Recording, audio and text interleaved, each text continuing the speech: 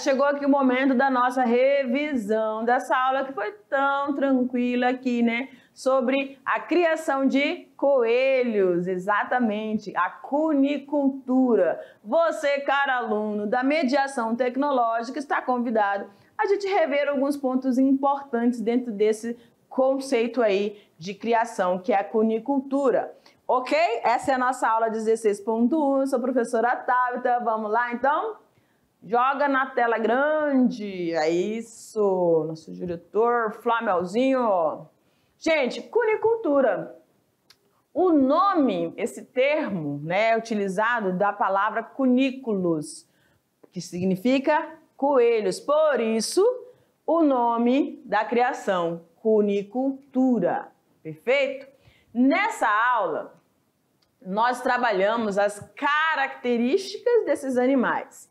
E a gente viu que os coelhos, eles têm longas orelhas, deixa eu colocar aqui, perfeito, né? Tem longas orelhas, aí vai depender da raça, né? Algumas vão ser mais longas, outras vão ser um pouquinho menores, mas em relação ao animal, são as orelhas enormes, né, que nós temos aí nesses animaizinhos. Você vai ter um aparelho bucal com dentições, ou seja, caninos, né, com crescimento contínuo aí, incisivos, com crescimento contínuo. Por isso, esses animais vão precisar estar sempre comendo, mastigando, roendo, tá bom? Esses animais têm uma caudinha curtinha, né? Não é aquelas caudas longas como normalmente nós vemos em maioria dos mamíferos. As patas dianteiras são um pouquinho menores e as patas posteriores mais robustas, né? Mais fortes. Os pés amplos, você pode observar aqui, os pezinhos deles são bem planos, né? E aí eles se acomodam sobre os membros posteriores, acomodam muito bem essa região e esses membros, né, posteriores, e eles realizam aqueles saltos, né? Essas patas posteriores mais longas e mais robustas, justamente para auxiliar no movimento desses animais. E eles correm bem e correm rápido, né? Então, a gente viu essas características. Aí eles vão ter pelagens de cores diferentes, justamente devido à identificação dessas raças. E aí a gente viu a raça da Nova Zelândia, né, que é a origem dos Estados Unidos. Aí tem essa pelagem toda branquinha, os olhos vermelhinhos, né, orelhas bem grandes e largas. Você tá vendo que é bem diferente dessa outra aqui mais acidentada, né, marronzinha? Ela é larga, tá? Certo? E aí os machos podem chegar a 4 quilos e a fêmea a 5 quilos, né? A gente viu também a raça Califórnia. Essa raça Califórnia, ela já tem padrões de colorações diferentes e pontuais, né? As orelhas são escuras, pelagem escura, negra mesmo, né? E o focinho também, não só o focinho, mas essa região intermediária aí entre os olhos, né?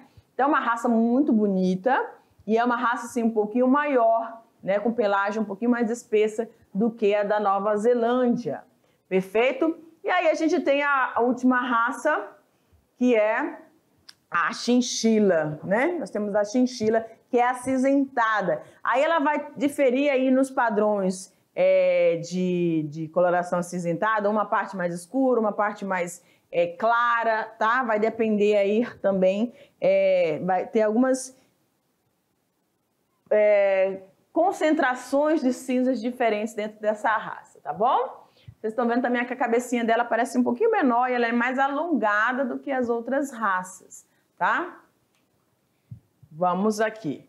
Então, nós vimos essas 3 raças. E a gente falou sobre o manejo alimentar, falamos dos cuidados que precisam ser fornecidos para esses animais, né? Gestão de água, a gente falou, né, da concentração de ração, da quantidade de ração para aqueles no período de engorda e para aqueles que estão no período reprodutivo, e a secotrofia, que é a ingestão daquelas fezes mais moles para a ingestão de proteínas e vitaminas necessárias ainda para o seu organismo, tá bom? E a importância da forragem para a digestibilidade desses animais.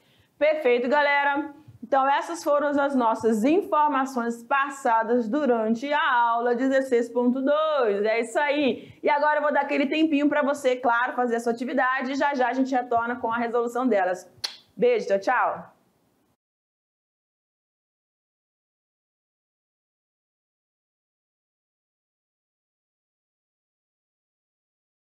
Então, galera, deu tempo aí para você dar uma piscada?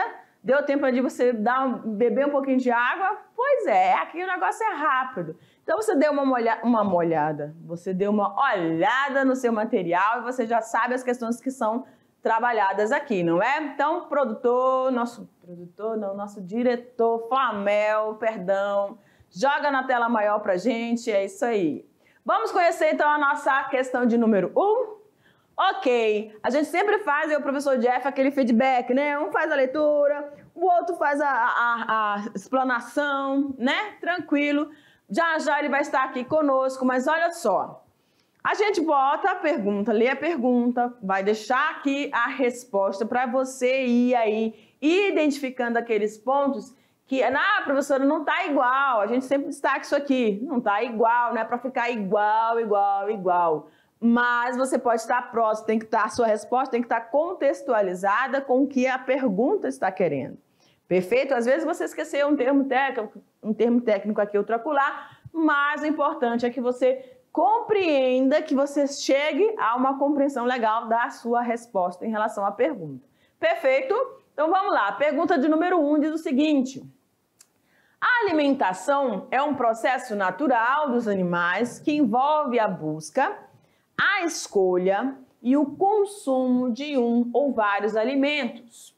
Já, ou enquanto a nutrição vai ser o resultado da absorção e da utilização dos nutrientes a nível celular daquele alimento. Em relação aos nutrientes essenciais, quais são os elementos essenciais, né?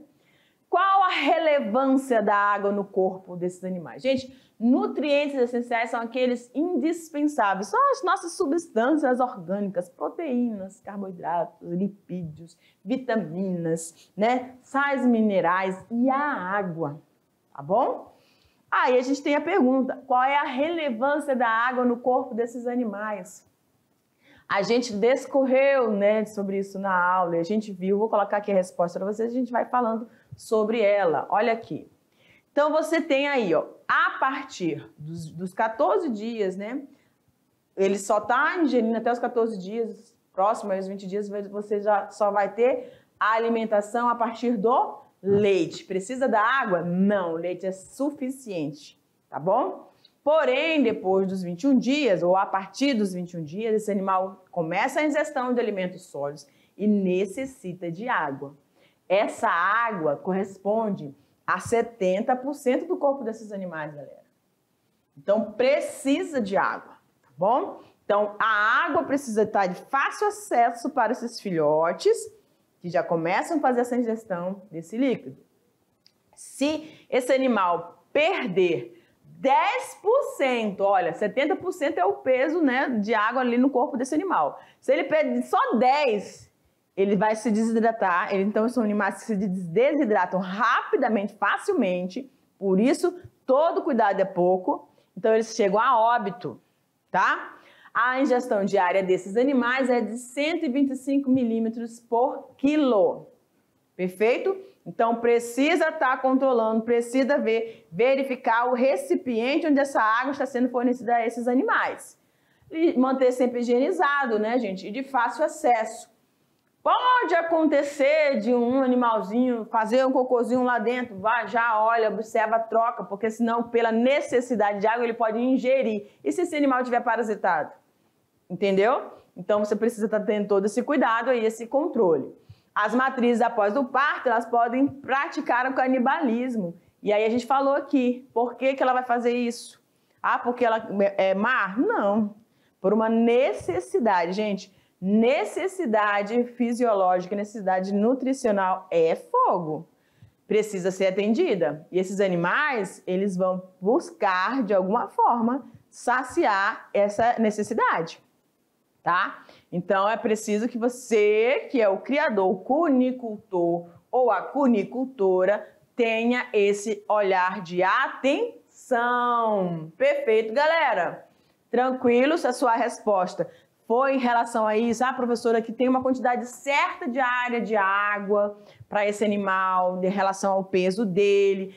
A gente tem um peso próprio para o macho, um peso próprio para a fêmea, né? Então, ele vai precisar dessa ingestão de água. Se ele ficar com menos de 10%, ele morre. Se for mais ou menos isso, tá tudo tranquilo, tá bom, gente?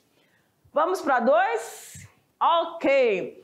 Como deve ser o manejo nutricional dos coelhos filhotes? Sim, porque a gente viu que existe uma diferença lá para as que estão no processo reprodutivo e no período de engorda, né? Não foi que a gente falou, né? Livre das rações ali? E para os filhotes, olha lá. Até a segunda semana de vida, ou seja, aos 14 dias, os coelhos se alimentam exclusivamente do leite materno. Então, aqui, ó, só sugando o leitinho materno. Esse leite materno, ele produz tudo, todos os nutrientes essenciais que esse animal precisa para sobreviver, inclusive o colostro. Gente, toda fêmea produz um colostrozinho, que é aquele que vai dar vai dar um up na imunidade desse ser vivo, tá bom? Então ele precisa estar em contato com a mãezinha dele para poder receber é como se fosse uma vacinação, né? Aí a primária, tá bom? Então vamos lá, na segunda a terceira semana, de 14 a 21, começam a provar esses alimentos mais sólidos. Aí entram as rações, né? E a forragem, porém, ainda se nutrem principalmente do leite. Então eles vão começando aí na segunda e terceira semana a fazer a ingestão desses, vão provando. Você disponibiliza, né? Eles vão lá, curiosos que são, dão uma provadinha, mas eles vão preferir o leitinho materno, tá bom? Agora, depois dos 21, já acabou a mamata, né? Chega com isso aí, vai utilizar os seus dentes que estão crescendo. Perfeito, galera? Vamos aqui, então. A terceira questão. A dieta no manejo alimentar dos coelhos é baseada principalmente em forragens e grãos. Dependendo do objetivo da nossa criação ou da sua criação, é necessário a adição de alimentos de origem animal para equilibrar essas rações, tá bom? Diante das duas formas de ração, farelada e peletilizada, ou seja, granulada, por que se recomenda a granulada como mais adequada? Lembra que a gente falou aí da questão da dentição desses animais, falamos dos nutrientes essenciais, esses animais herbívoros, aí tem a questão de fornecer alimentos ricos em fibras para ajudar a digestibilidade desses alimentos, não lembra? Então é isso aí, olha aí como é que ficou a nossa resposta. Então, aqueles que são granulados, né, são obtidos através de prensagem do material em equipamento apropriado, e essa prensão é feita em alta temperatura e vai destruir os possíveis micro-organismos, tá bom? E esses grãos ajudam na questão da estrutura bucal e os dentes desses animais. Então, eles precisam ter algo para quebrar, ter algo para roer. É importante isso, tá bom?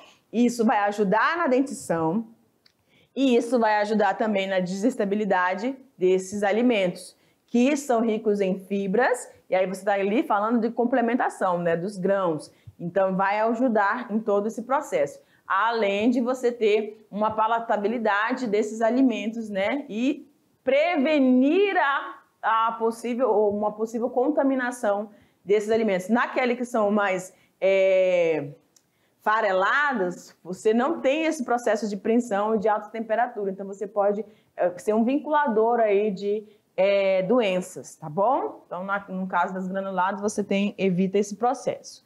Tudo bem, galera? Certinho, tranquilo? Vamos passar para a próxima. Olha lá. A quarta questão diz o seguinte: o coelho, que é um animal herbívoro, consome grandes quantidades de celulose, sendo capaz de aproveitar mais de 80% da celulose existente nas forragens. Então, a celulose, para quem não lembra, é uma substância que nós, seres humanos, não conseguimos digerir.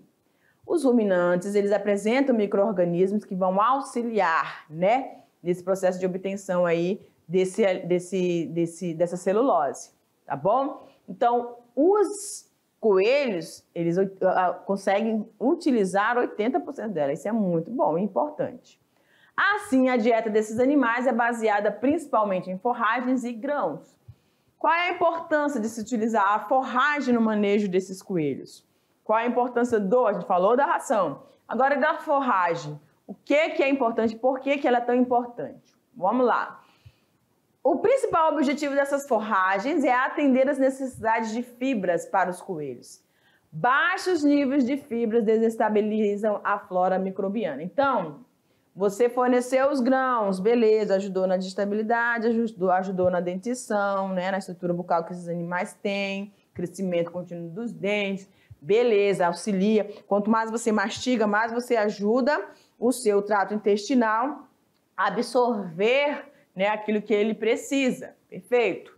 Então, os grãos são importantes, mas a forragem também é importante pelo fornecimento das fibras que esses animais vão obter e da celulose que eles vão estar aproveitando a partir dessas forragens, tá bom?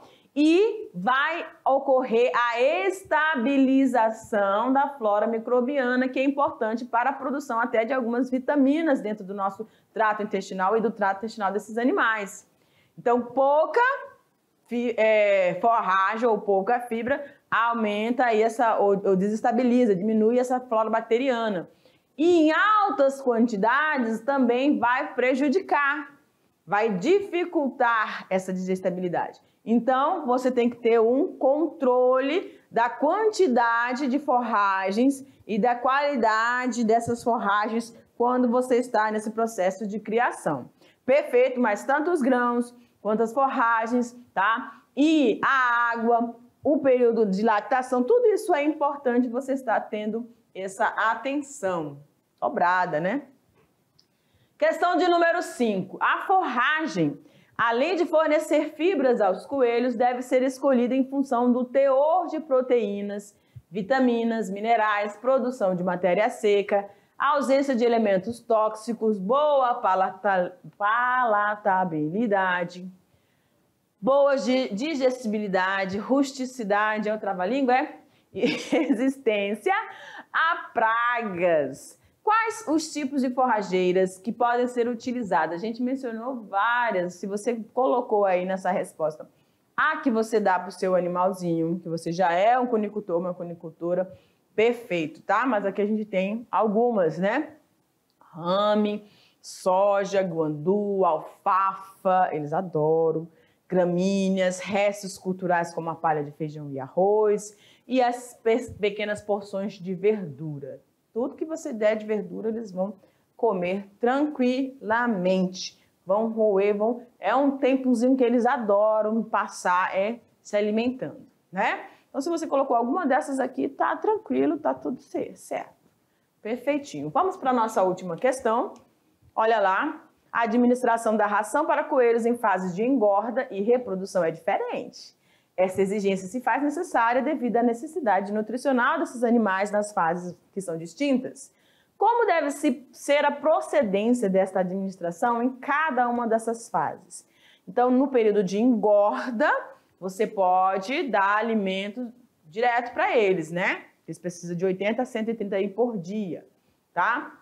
Vai variar aí de acordo com a idade desses animais também. Já os animais em reprodução, eles não podem comer muito para não prejudicar aqui na fertilidade, né? Porque eles engordam e esse peso, sobrepeso, vai prejudicar aí o processo reprodutivo desses animais. Perfeito aqui para mim? Então a gente vai finalizando essa aula e a gente te aguarda, claro, para o nosso próximo encontro. Beijo, tchau, tchau!